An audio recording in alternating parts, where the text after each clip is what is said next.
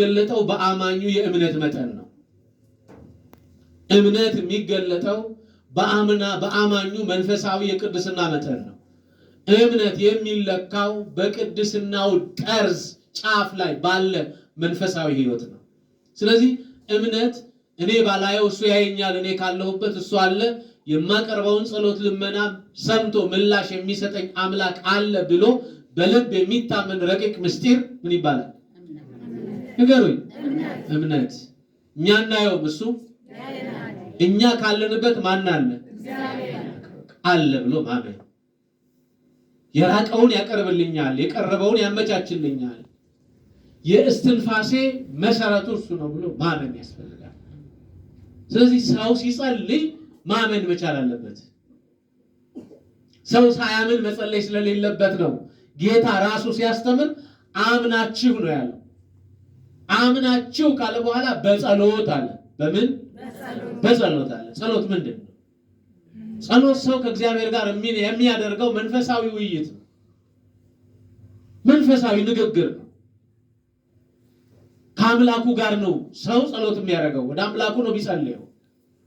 ስለዚህ ጸሎት ሰው ከአምላኩ ከፈጣሪው ጋር የሚያደርገው መንፈሳዊ ውይይት፣ ንግግር፣ የሐሳብ መለዋወጥ ነው። ጸሎት ይሄ ነው ትርጉሙ። ሰው ጸሎት ከአምላኩ ጋር የሚያደርገው መንፈሳዊ ህብረት ነው። ጸሎት ትርጉሙ ይሄ ነው።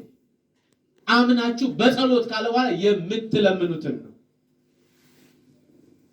ልመና በራሱ ብዙ ትርጉሞች አሉት፣ ግን በኋላ በዝርዝር እናያለን።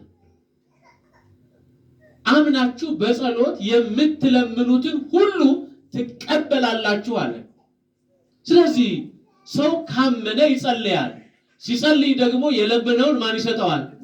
ስለዚህ መቀበል የምንለው የሚሰጠን አምላክ ስላለ ነው። ምን የሚለን አልኳችሁ? የሚሰጠን አምላክ አለ። ጸሎትን ያስተማረን ራሱ ነው።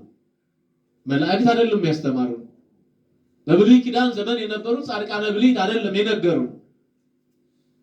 በብሉይ ኪዳን ጸሎት ነበር። እነ ዳዊት ጸልየዋል፣ እነ ሕዝቅኤል ጸልየዋል። ብዙ ጸሎቶች አሉ በብሉይ ኪዳን። እነ ሶስና ጸልየዋል፣ እነ አብርሃም ጸልየዋል፣ እነ ይስሐቅ ደጋጎቹ ሶስቱ አበው የምንላቸው ጸልየዋል። 10ሩ አበውም በየደረጃቸው ከአዳም እስከ መጨረሻው ትውልድ ድረስ ያሉ 10ሩ አበው ጸልየዋል። ክርስቶስ ግን እኛን ያስተማረን በጣም አጭርና ግልጽ ጸሎት አለ። የማቴዎስ ወንጌል ምዕራፍ 6 ቁጥር 9 ላይ የምናገኘው አንትሙሰ እንዘ ትጸልዩ ከመዝ በሉ፣ እናንተ ግን ስትጸልዩ እንዲህ ብላችሁ ጸልዩ አለ። ጸሎት አስተማረን። ምን በሉ? እንዲህ ብላችሁ ጸልዩ አለና አባታችን ሆይ በሉኝ። እስኪ በሉት፣ ድገሙት። አባት ስለሆነ አረፍተ ዘመን የማይገታው፣ እድሜ የማይገድበው፣ መቃብር የማይጥለው፣ ሞት የማያሸንፈው ምን በሉ እንጂ ምናችን? አባታችን። በስጋ የወለዱን አባቶቻችንን የተለያዩ ስፍራዎች ላይ መቃብር ጥለናቸዋል። መቃብር ያሸነፈው አባት እግዚአብሔር፣ ያሸነፈልን አባት እግዚአብሔር ብቻ ነው። ሞትን የገደለልን አባት እግዚአብሔር ብቻ ነው። ጠላት ዲያብሎስን የረገጠልን አባት እግዚአብሔር ብቻ ነው። ስለዚህ አባታችን እንለዋለን። ዘመን አይሽረውማ፣ ስርዓተ ማህበር አያሻሽለውማ፣ በዚህ ጊዜ ተገኘ በዚህ ጊዜ ያልፋል አንለውማ። ስለዚህ እሱ ዘላለማዊ አባት ነው። ለዚህ ነው ሁል ጊዜ አባት በሉኝ ይላል። ምን በሉኝ? አባት ስለሆነ በጊዜ በቦታ በሁኔታ አይለወጥም። አባቶቻችን እኮ ይለወጣሉ አይደል? የወለድናቸው ከልጅ ልጅ ይለያሉ። በጊዜና በሁኔታ ይለያያሉ። ወጣትነት እድሜያቸውን ፈልገው ጎልመስ ስንልና ስናረጅባቸው ይሰለቹናል አይደል? ልጅ የሚጣፍጠው እኮ በህፃንነትና በወጣትነት ነው። ሲያረጅ ሲደክም ይሰለቻል። የማይሰለች እውነተኛ ወዳጅ እውነተኛ አባት ማን ብቻ? ስለዚህ እሱ ስለሆነ አባታችን በሉ። አባት ሆይ ብላችሁ ጸልዩ፣ አባቴ ብላችሁ ጸልዩ። ይሄ ደግሞ የጸሎት ድፍረት እንዲኖርን ያደርገናል። ልጅ አባቱን ለመጠየቅ እንደማይፈራ ሁሉ ሰው ሲጸልይም አባቱን እንዳይፈራ ተደርጎ የተሰጠ ስርዓት ነው። አባቴ ብሎ እስኪ በሉ አባቴ ብሎ አባታችን ነው እኮ የዕለት ጉርሳችን የዓመት ልብሳችን የእያንዳንዱ የጥያቄያችን ውልና መቋጫ በእጁ ያለ እውነተኛ አባት ማን ብቻ? ስለዚህ አባታችን ሆይ ብለን እንድንጸልይ ይፈልጋል። ስትጸልዩ ማን በሉኛል? ግን ይሄንን ጽኑ ስትጸልዩ ምን ብላችሁ? አምናችሁ። ምን ብላችሁ? አምናችሁ። ሰው አምኖ ሲጸልይ ነው የሚሰማው። ልምምድ አይደለም ጸሎት፣ ማነብነብም አይደለም ጸሎት። የሰማችሁ ነው? ማነብነብ አይደለም፣ ልምምድ አይደለም። ጸሎት እምነትና ህይወት ይፈልጋል። እሱን ዝርዝር ላይ በኋላ እንመጣበታለን። ስንጸልይ ከሰውነታችን ክፍል ውስጥ እግዚአብሔር የሚፈልገው ልባችንን ነው። እናችንን አልኳችሁ፣ ልባችንን ድገሙት፣ ልባችንን። ለዚህ ነው ቅዱስ ዳዊት መዝሙር 50 ቁጥር 10 ላይ ልበ ንጹሐ ፍጥር ሊተ እግዚኦ፣ አቤቱ ጌታዬ አምላኬ ሆይ። ጉባኤ ለመደ ሰው አይከብደው። እስኪ በሉት፣ ምን አይነት ልብ? የቆሸሸ ስላለ ነው። በቆሻሻ ልብ የሚጸለየው ጸሎት አይሰማም እግዚአብሔር። በቆሻሻ ልብ የሚለመነው ልመና አይሰማም እግዚአብሔር። ስለዚህ ዳዊት ምን ቀና መንፈስ አሁን አልጠፋም? የለም እኮ ቀና መንፈስ ማለት ነው። ቀና የቀናውን መንፈስ አለ በውስጤ ምን በል አሳድር። ስለዚህ ለጸሎት ንጹህ ልብና የቀና መንፈስ ያስፈልጋል። እግዚአብሔር ልባችንን ይፈልጋል። ለዚህ ነው ቅዱስ ሶሎሞን በመጽሐፈ ምሳሌ ምዕራፍ 23 ቁጥር 26 ላይ ልጄ ሆይ ልብህን እስኪ በሉ ምንህን ስጠኝ። ስለዚህ ዓይንህን አይደለም እግዚአብሔር የሚፈልገው፣ ጆሮህንም አይደለም፣ ምንህን ልብህን ነው የሚፈልገው። ለዚህ ነው እኮ ሊቁ እንዲህ አለ በቅዳሴ ላይ ሀበነ እግዚኦ አእይንተ አእምሮ ወትረ ከያከ ይረአያ ወአእዛንነሂ ቃለ ዘባሕቲትከ ይስማ። አቤቱ ጌታ የአምላኬ ሆይ ንጹህ ልብ አንተን ማየት የሚችል ውሳጣዊ ዓይን። ይሄ በነገራችን ላይ ልብ ዓይን አለው። የሰማችሁ ነው? ልብ ምን አለው? አንተን የምናይበት ውሳጣዊ የልቦና ዓይን። ይሄማ እንቧይ እኮ ነው። ይሄ እኮ ብይ እኮ ነገር ብቻ ነው የሚያየው። መንፈሳዊውን ነገር የሚያይ የልቦና ምን አለ?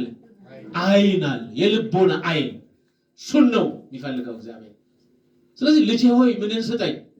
ልብህን ስጠኝ። ዓይን ሳይኖር መኖር ይቻላል? አይቻልም። ጆሮ ሳይኖር መኖር አይቻልም። ስንት መስማት የተሳናቸው አሉ። እግር ሳይኖር መኖር አይቻልም።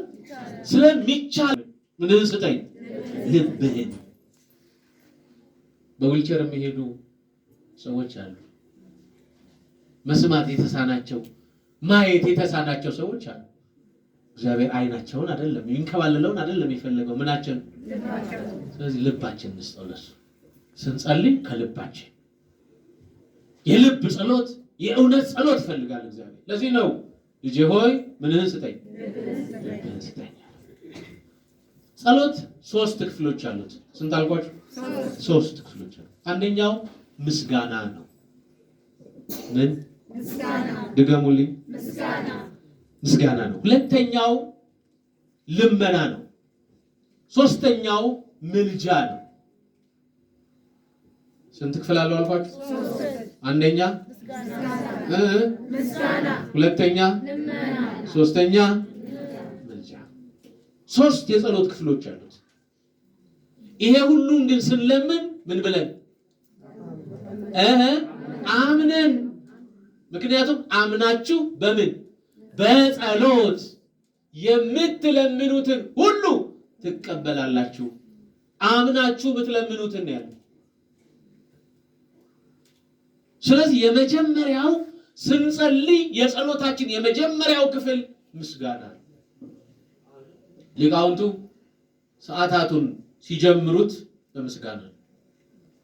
ማህሌቱ ሲጀመር ስቡህ ወውዱስ ዘሳረረ ኩሎ ዓለመ በአሐቲ ቃል፣ በአንዲት ቃል ዓለምን የሰራህ አምላክ ላንተ ምስጋና ስባዬ ይገባል፣ አኮቴት ይገባል። ምስጋና ሰዓታቱም እንደዛው፣ ቅዳሴውም እንደዛው። ምስጋና ነው የሚጀምረው። ከዛስ ሁለተኛው ክፍል ምንድነው? ስለ ምስጋና ሁለት ጥቅሶች ልስጣችሁ። ቅዱስ ጳውሎስ ለሮሜ ክርስቲያኖች ሲጽፍ ምዕራፍ 7 ቁጥር 2 ላይ ለእግዚአብሔር ምስጋና ይሁን ይላል።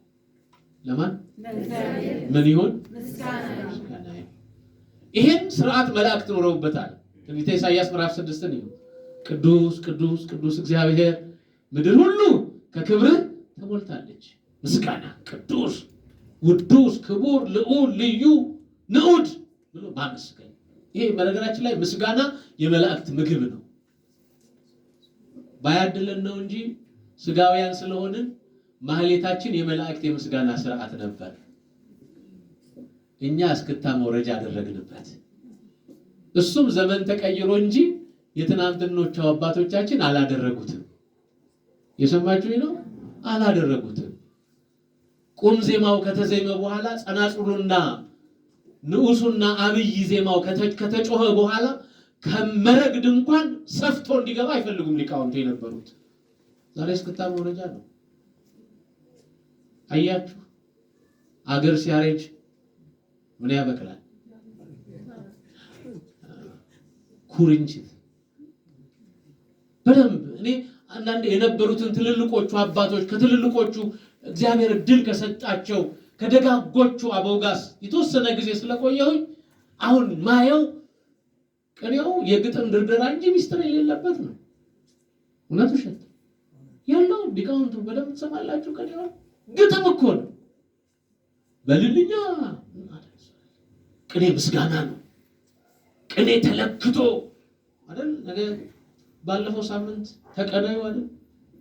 ቅኔ እኮ ልክ አለው፣ መጠን አለው። የሚለካ የሚመጠን ለእግዚአብሔር ብቻ የሚቀርብ። ለማን ብቻ?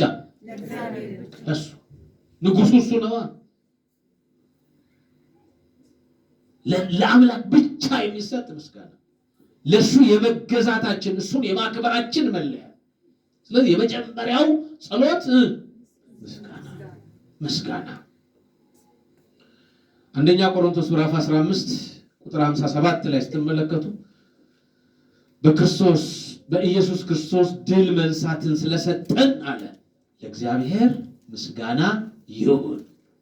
በክርስቶስ ኢየሱስ ድል መንሳትን ድል የነሳው ክርስቶስ ማንን ነው? ዲያብሎስን ነው ድል የነሳው። ስለዚህ እሱ ዲያብሎስን ድል ስለነሳው ክርስቶስ ለሱ ምን ይሁን? ንገሩኝ። ምስጋና። ድል ስለነሳ ጠላትን ስላሸነፈ የ5500 ዘመን ሞት እንግልታችንን ኃጢአት በደላችንን ይቅር ለማለት ከሰማይ ወርዶ ሞትን ያህል ከባድ ነገር በራሱ ተሸክሞ እኛ ልንሞት የሚገባንን ሞት እሱ ተሸክሞ ወደ መቃብር ወረደና ሞትን ገደለው። ከገደለው በኋላ ድል መንሳትን ሰጠን። ምን መንሳት? ድል መንሳት። በሞት ላይ አሁን እኛ ባለስልጣን ነን። በነገራችን ላይ ነን አይደለን? አፈርታችኋል። በሞት ላይ ባለስልጣን ነን አይደለን? ባለስልጣን ያደረገን ማን? ክርስቶስ የድንግል ማርያም ልጅ። እሱ መጥቶ ዲያብሎስን ባይገለው እኛ እዛው መቃብር ውስጥና ሲኦል ውስጥ እንቀር ነበር። የድላችን ማጠቃለያ የድላችን ጉልበት ክርስቶስ ነው። የድንግል ማርያም ልጅ የእግዚአብሔር ልጅ እሱ ነው ድላችን። ስለዚህ ምን ይግባው? ምስጋና። ለሱ ምስጋና ይሁን አለ ቅዱስ ጳውሎስ። ጥሩ አባታችን ነው ስትሉ ምን እንደምትሉት ሰማያት የምትኖር ግን ሰማይ መለኪያው ነው እግዚአብሔር ለክብሩ ለልዕልናው አለ እንጂ እግዚአብሔር እኮ ዓለምን በመሃል እጁ ያዘ ነው አለን አይደል? እንደ ሊቁ ቅዱስ ሕርያቆስ ኩሉ እሁዝ ውስተ እዴሁ አሐሴ ዓለም በራሁ በመሃል እጁ እኮ ነው ምን ይዟል? ዓለምን ይዟል። ስለዚህ እግዚአብሔር ዓለምን ይወስናል እንጂ ዓለም እግዚአብሔርን አትወስነውም። ስለዚህ በሰማያት የምትኖር አልነው። ለምን? ለልዕልናው፣ ለታላቅነቱ፣ ለክብሩ እንጂ ዓለም በምን እጁ ናት? አረ ነገሩኝ። በመሃል በሉ እስኪ እጁ ናት። ዓለም በመሃል እጁ ናት። ስለዚህ በሰማያት የምትኖር አልነው። ከዛስ ድገሙት። ምስጋና ይሁን፣ ስምህ ብሩክ ይሁን፣ ስምህ ምስጉን ይሁን፣ ስምህ ቅዱስ ይሁን። አመሰግናችሁ። ይሄ ነው ምስጋና። ሁለተኛው የጸሎት ክፍል ልመና ነው። እናልኳችሁ ድገሙልኝ። ልመና ፊልጵስዩስ ምዕራፍ 4 ቁጥር 6 በእግዚአብሔር ዘንድ ልመናችሁን አስታውቁ እንጂ በአንዳች አትጨነቁ። ልመናችሁን ግን ወደ ማን? ወደ እግዚአብሔር አስታውቁ። ልመና አንደኛ ዮሐንስ ምዕራፍ 5 ቁጥር 15 ላይ የምንለምነውን ልመና ከእግዚአብሔር እጅ እንደተቀበልን እናውቃለን ይላል። ከማን እጅ? ምን የምንለውን? የምንለምነውን። እዛው አባታችን ሆይ ጸሎት ላይ ደግሞ ሄዱ መንግስትህ ትምጣ ፈቃድህ በሰማይ እንደሆነች አራንጋሮኝ ከዛስ ዳቦ ምስጋና ከጨረስክ በኋላ ዳቦ ጥያቄው ዳቦ የዕለት እንጀራችንን። ነገራችን ላይ መጽሐፉ በኮንቴክስቱ በእኛ በኢትዮጵያውያን መተርጉማን ስለተተረጎመ እንጀራ አለው እንጂ የዕለት ምግባችንን አይደል? ቂጣም ለበላ ምግብ ነው አይደል? ምግብ ነው። ሲሳየነ እኮ ነው ዘለለ ዕለትነ እንጀራ ነው ሲሳይ? ሲሳይ ምግብ ነው። ስለዚህ ሲሳየነ ካለ የዕለት ምናችንን ምግባችንን ስጠን። ቂጣም በላ እንጀራም በላ ምንድን ነው እሱ? ንገሩኝ። በእኛ ቋንቋ ስለተተረጎመ ግን ምን እንላለን? የዕለት እንጀራችንን ስጠን። ይሄ ልመና ነው። ይሄ ሶስተኛው ክፍል ነው አልኳችሁ። ሶስተኛው ክፍል ምልጃ ነው። ስለሌላው መማለድ። የምልጃ ጸሎት በየትኛውም ቤተክርስቲያን የለም። በኢትዮጵያ ኦርቶዶክስ ተዋሕዶ ቤተክርስቲያን ሰፊ የምልጃ ጸሎት አለ። በጣም ሰፊ። በነገረ ማርያም፣ በነገረ መላእክት፣ በነገረ ቅዱሳን ብቻ አይደለም። በራሱ በአካላዊ ቃል በወልደ እግዚአብሔር በኢየሱስ ክርስቶስ ስም ራሱ የምልጃ ጸሎት አለ። ከምንም በላይ ደግሞ ቅዳሴ ላይ ሁልጊዜ አንድ ስለምታደርግ ስጋውና ደሙን እግዚአብሔር አንድ ያደርገን ዘንድ እንማልዳለን። መማለድ ስለ ሀገራችን ስለ ኢትዮጵያ ፍጹም ሰላም ይሰጣት ዘንድ 365 ቀን የምልጃ ጸሎት ያላት ቤተክርስቲያን። ክብር ለተዋህዶ ክርስቲያኖች። የጠበበ አይምሮ ህሊና ቢስ ጭንቅላት ከሌለ በስተቀር ለሀገር ለትውልድ አይደለም ለሱ ለወንዞቹ ለአፍላጋቱ የምትማልድ ቤተክርስቲያን ናት። ለነገስታቱ ለመኳንንቱ ለባለስልጣኖቹ የምትማልድ ቤተክርስቲያን ናት። ስለ ዓለም ኢትዮጵያ እኮ ናት። ስለምን አልሰማችሁ? ስለ ዓለም ሁሉ ማሰብን ያስቀድም ዘንድ ለእያንዳንዱ የሚያስፈልገውን ያማረውን የሚሻለውን ይሰጥ ዘንድ ምን እንላለን? ምልጃ። የምልጃ ጸሎት ለሌላ ሰው፣ ለሌላ አካል፣ ለሌላ አካባቢ ለሚኖሩበት ብቻ አይደለም፣ ለዓለም ሁሉ መማለድ ምልጃ፣ የምልጃ ጸሎት አለ። ቅዱስ ጳውሎስ ለልጁ ለጢሞቴዎስ ሲጽፍለት ምዕራፍ 2 ቁጥር 2 ላይ በጸሎትና ምልጃ እንዲበዛላችሁ ከሁሉ በፊት እመክራችኋለሁ አለ። እመክራለሁ ጸሎትና ምልጃ እንዲበዛልን። ቅድም የጠቀስኩትንም መጨመር ትችላላችሁ። በጸሎትና በምልጃ ነው የሚለው። በምንና በምን? በጸሎትና በምልጃ ልመናችሁን አስታውቁ እንጂ በአንዳች አትጨነቁ። ምልጃ ሶስተኛው ክፍል ምልጃ። እዛው አባታችን ሆይ ላይም አለ። በደላችንን በሉ ከዚህ የማለድን እኮ ነው። በድሎናል፣ ግን እኛ ይቅር ስንለው ማን ይቅር ይለዋል? እየማለድን ነው። የምልጃ ጸሎት ማለት ጥሩ። እነዚህን ሶስት መሰረታዊ የጸሎት ክፍሎች ካየን እነዚህን ሁሉ ግን ስንጸልይ በምን አምናችሁ ነው የተባልነው። ስለዚህ ጸሎት በአምስት ክፍል ይከፈላል። በስንት አልኳችሁ? ቅድም በስንት ከፈልኩት? አሁን በስንት ልከፍለው ነው? ስለዚህ በአምስት ስከፍለው የመጀመሪያው የትምህርት ርዕሳችን እሱ አንደኛ ይሆናል፣ አምናችሁ የሚለው። ስለዚህ እግዚአብሔር በእምነት እንድንጸልይ ይፈልጋል። በምን አልኳችሁ? የመጀመሪያው በእምነት መጸለይ በሉ እስኪ። ድገሙት።